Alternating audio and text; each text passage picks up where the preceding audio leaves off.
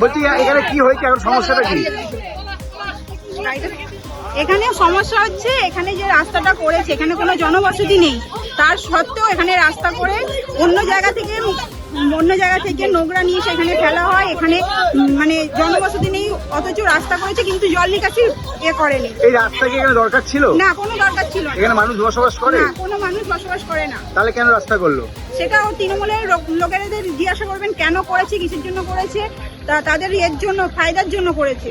এই যে এখানে বলছে নাকি বন্দুক থেকে জমি নিয়ে নেওয়া, এই ব্যাপারটা কি? হ্যাঁ, সেটা তো ভয় দেখিয়ে তো দিনের পর দিন করেছে।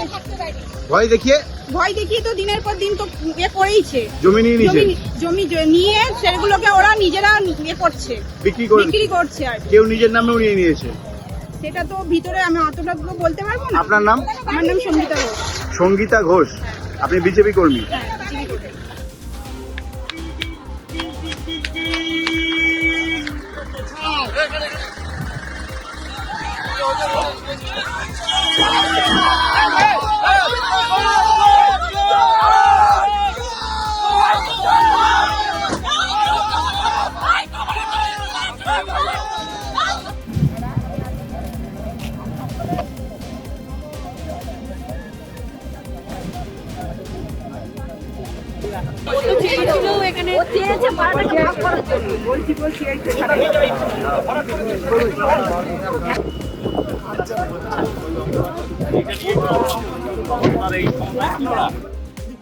পাঁচ লক্ষ টাকা করে বিক্রি করেছে, 15,000 টাকা করে কমিশন খেয়েছে।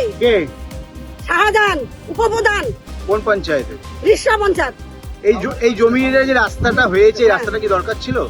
দরকার ছিল না, ও জায়গা বিক্রি করছে, এখন তারা পাবলিককে বেরোবে কোথা থেকে? তাদের তো বেরোবার রাস্তা দিতে হবে, তা নাহলে তারা কিনবে না। এই জমি বলছে নাকি জবরদখল করে নিয়ে নিয়েছে। জবরদখল করে নিয়েছে তো। এই জমির মালিকানা কই? একদিনও তো মালিকানা দেখলাম না। আমি আজকে 1949 সালে বাড়ি আমার, আজ পর্যন্ত আমি কোনোদিন জমির মালিক দেখি। এই তৃণমূল করতো বলে কি এত সাহস? তৃণমূল বলেই তোর গাছ চাল বেশি, একখান ছাড়া চারখান বাড়ি, চারখান ছাড়া পাঁচখান বাড়ি করছে। এখন কি চাইছেন আপনারা? পুলিশ তো ধরে নিয়ে গেল। পুলিশ ধরে গেল, পুলিশ তো আমাদের সাথে হুজ্জতি করলো। কি চাইছেন আপনারা? আমরা চাইছি ওকে শাস্তি, কঠোর শাস্তি হোক। আপনার নাম? আমার নাম মায়া রায়।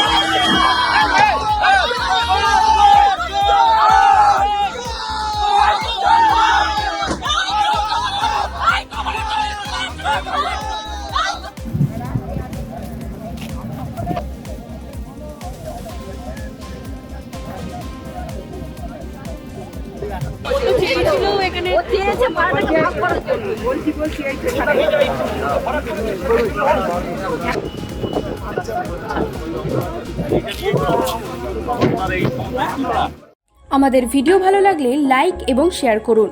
কমেন্ট সেকশনে গিয়ে জানান আপনাদের মতামত।